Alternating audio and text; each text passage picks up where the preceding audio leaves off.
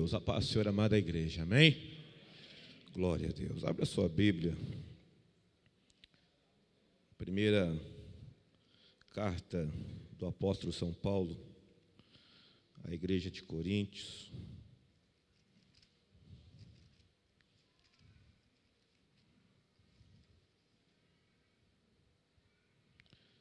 No seu capítulo de número 15 e o verso de número 52.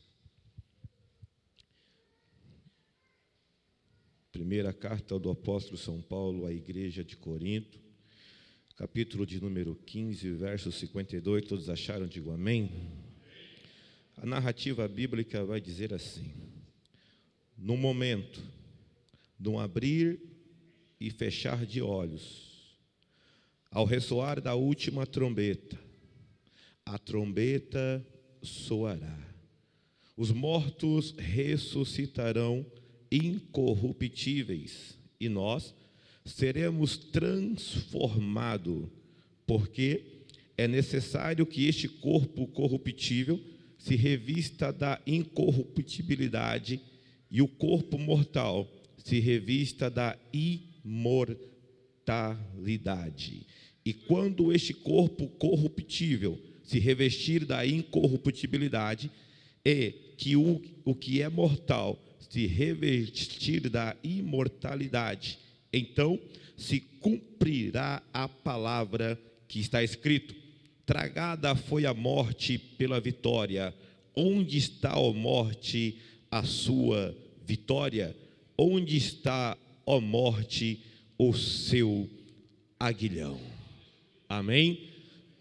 A palavra do Senhor vai dizer que nós estamos vivendo os últimos dias na face da terra. É bem verdade que, ao falarmos de uma forma aonde a Bíblia vai dar o nome de escatologia, ou escatologicamente falando, é quando nós viemos a proclamar, a anunciar, a dizer, a informar que Jesus Cristo, que foi assunto aos céus, esse mesmo Jesus Cristo, conforme a palavra dos anjos ali informada aos discípulos, porque assim foi dito a todo aquele que assim contemplou a sua subida perante a nuvem. Este mesmo Cristo que tu está vendo subir e sendo assunto ao céu, este mesmo Jesus voltará. E ele voltará com força, ele voltará de uma forma diferente, para buscar o eleito, para buscar a igreja, para buscar um povo sadio e temente ao Senhor.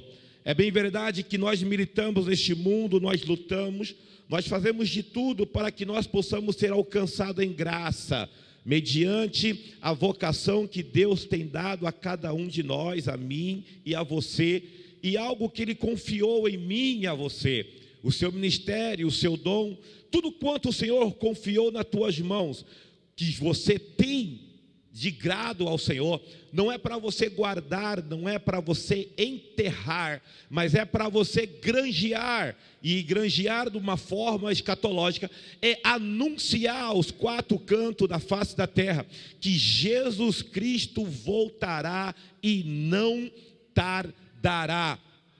É bem verdade que essa palavra, ela já vem de antemão pelo próprio Cristo, aonde ele vai dizer aos discípulos, numa oportunidade que eles estavam reunidos no monte, chamado Monte das Oliveiras.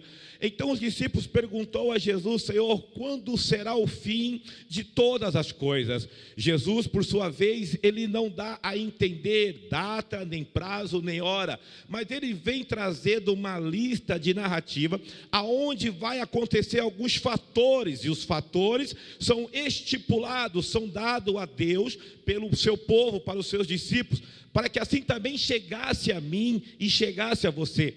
E da mesma forma que os discípulos receberam aquela palavra, nós também recebemos, Quais são essas palavras? São os sinais que antecedem a vinda de Jesus. É bem verdade que Jesus ele vai dizer que nos últimos tempos aconteceria muitas coisas, aconteceria sinais no céu, sinais na atmosfera, sinais nos mares, sinais na terra, sinais aonde nós possamos ver e observar que realmente a palavra do Senhor está sendo cumprida e tudo já está preparado. Mas não se espante no que eu vou te falar agora. O inimigo nosso, o mal deste século, o opressor, aquele que se faz tudo contra é a palavra de Deus, o oponente, o iníquo, aquele que vem para tirar a palavra de Deus dos nossos corações, aquele que vem para ceifar, para roubar, para minguar a minha e a sua fé, colocando, quem sabe, em nós cegueiras, porque essa é a palavra do Senhor. Se possível for, ele faria nos últimos tempos que eu e você, até os escolhidos, fosse enganado, fosse iludibriado, para que assim não alcançasse a graça e a promessa do Senhor, que a promessa é a vida eterna. Então Paulo, escrevendo a sua carta aos Colossenses, Paulo vai dizer de uma certa forma, aonde nos últimos dias, no capítulo 2, no verso 8, vai falar que vai haver uma tal de filosofia, e a filosofia é essa, é a filosofia dos homens, aonde serão engajados, aonde serão encaixados no próprio corpo da igreja, palavras enganadoras, palavras que colocam você de uma forma aonde você vai se enriquecer, mas não de fé, mas você vai se enriquecer de um impulsionamento natural, e o impulsionamento é esse: você vai se sentir crente, você vai adorar a Deus como crente, mas dentro de você, você vai estar vazio e oco. Assim como Jesus falou àqueles fariseus: vós me louva de lábios, mas dentro de você, vocês estão como túmulos caiados. Não há nada, só a podridão. Assim será o crente nos últimos tempos. Observe que para o inimigo enganar a mim e a você, ele não precisa de muita coisa. Apocalipse vai dizer no seu capítulo de número 12, no verso 4, se assim não falha a memória, que o dragão, o inimigo, com a sua cauda, ele rege a terça parte dos anjos. Se o inimigo conseguiu iludibriar, enganar, persuadir a terça parte dos anjos, quem sou eu? Quem é você? Quem somos nós perante a um poderio tão grande, não dele, mas dado pelo próprio Deus? Porque a Bíblia vai dizer que tudo que o inimigo faz é pela permissão de Deus. Ele não move uma palha, ele não move um dedo, se Deus assim não permitir. Mas como está na palavra do Senhor, que eu e você, nós devemos ser fiel, persistente na palavra até o fim. E assim, se nós não retroceder, se nós não naufragar nessa fé, então nós seremos alcançados por uma salvação. Mas irmão Cleves, mas como é isso? Como é que tu fala essa palavra? A palavra é bem crua, e a palavra é certa, e a palavra é uma só. A palavra vai dizer que nos últimos tempos, alguns chegarão até Jesus e dirão a seguinte fala: Senhor, em teu nome eu preguei, em teu nome eu cantei, em teu nome eu fiz prodígio, em teu nome eu curei, em teu nome eu salvei, eu fiz evangelístico de todas as formas, seja a pé, seja nos bairros, seja até de uma forma ali pela internet, eu fiz a tua obra. Então Jesus vai olhar para aquele e vai dizer assim: afastai-vos de mim, porque eu não te conheço.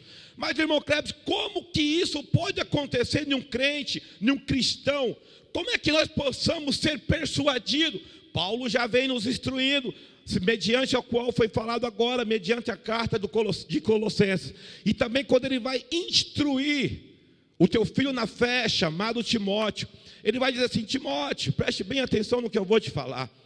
Nos últimos tempos surgirão falsos enganadores, falsos ensinadores, falsos mestres, falsos doutores, aqueles que vão entrar e vão persuadir, aqueles que vão entrar sorrateiramente e vai roubar a fé, e vai colocar dentro do coração do homem, sabe o que? Uma pedra, um gelo, e nos olhos uma cegueira espiritual, e nos ouvidos um comichão, aonde nós não vamos dar ouvido à sã doutrina da palavra palavra. Irmão Cleves, que sã doutrina da palavra é essa? Ora, da mesma forma que o apóstolo São Paulo, ele narra a Colossenses, que nos últimos tempos nós vamos ouvir filosofia dadas pelo homem, costume dos homens, Paulo vai dizer na sua primeira carta aos Tessalonicenses, capítulo 2, verso 3, que Paulo, ele sim, ele vai trazer um evangelho puro, um evangelho sadio, não de alguma coisa que ele pensa,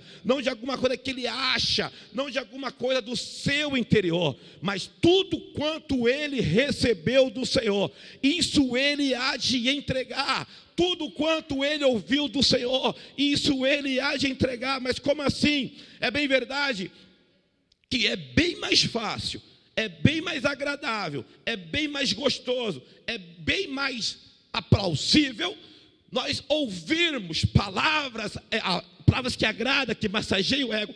Assim como o pastor, o presidente dessa igreja falou do culto de Santa Ceia, ele trouxe aqui uma narrativa a respeito de tudo quanto nós temos falado lá na congregação em Itaém, onde ali nós participamos de terça e quinta-feira, aonde os cultos hoje estão trocando a palavra por costumes humanos, aonde pessoas tomam a tribuna e não vêm com uma palavra bíblica, uma palavra cristã, uma palavra sadia, uma palavra que impulsiona a sua fé para você ir para o céu. Não.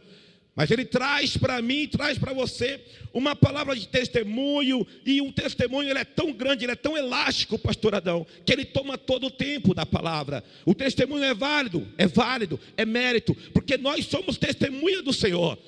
Sim, nós somos testemunha do Senhor, os nossos atos são testemunha do Senhor, mas a palavra cristão, a palavra crente, a palavra servo, ela tem que ser pregada a tempo e a fora de tempo. Por quê? Porque esta palavra, pastor Adão, a Bíblia diz que ela sumirá.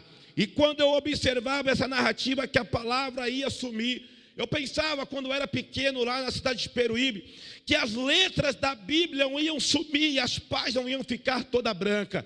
E eu estava equivocado. Quando eu entendo hoje que a palavra vai sumir, é que não vai mais se ensinar a sã doutrina, como Paulo fala ao Tessalonicenses, capítulo 2, verso 3. A palavra genuína, a palavra verdadeira, a palavra que confronta, a palavra que faz você se arrepender, a palavra que vem de impulso a você e faz você negar pai, negar mãe, negar filho, negar irmão, para um evangelho sadio. Se você não tiver coragem de ouvir uma sã doutrina, se eu e você não tiver coragem de olhar para a palavra e falar, eu aceito segundo está na palavra do Senhor, porque o próprio Jesus disse àqueles que queriam assim seguir o seu ministério: você quer me seguir? Toma a sua cruz, negue a si mesmo, e assim então você vem para o meu caminho. Quer me seguir? Larga teu pai, larga tua mãe e venha me seguir. Mas sabe qual que está acontecendo nos dias atuais? É o comodismo. Nós queremos agradar a Deus, queremos agradar a família e queremos agradar o mundo. Não tem como nós adorarmos tantos deuses se nós não perturbarmos algum dele. Então vamos agradar a Deus, vamos agradar a sua palavra, vamos fazer tudo, meus irmãos, para que nós possamos um dia ouvir o ressoar da última trombeta e assim poder subir com ele para a glória e para todo sempre. Porque uma coisa é bem verdade: o laço do passarinheiro já foi lançado, e muitos são aqueles que estão sendo atrelados, agarrados por ele, não por coisas radicais, mas por coisas persuasivas. Aquele tipo de negócio que não tem nada a ver e não pega nada, mas quando você estiver lá naquele dia, você vai olhar e vai dizer assim: bem que falaram. Mas é isso que Deus quer? Não, porque a palavra diz que Deus quer que todos se arrependam e alcance a graça divina, porque alcançando a graça, você será salvo, você será alcançado, e você subirá com ele naquelas alturas, porque assim é bem verdade. Falamos de escatologia, falamos de arrebatamento, falamos do fim dos tempos, falamos do céu, e isso é uma palavra que incomoda, não o mundano, mas nós. Incomoda nós. Sabe por quê?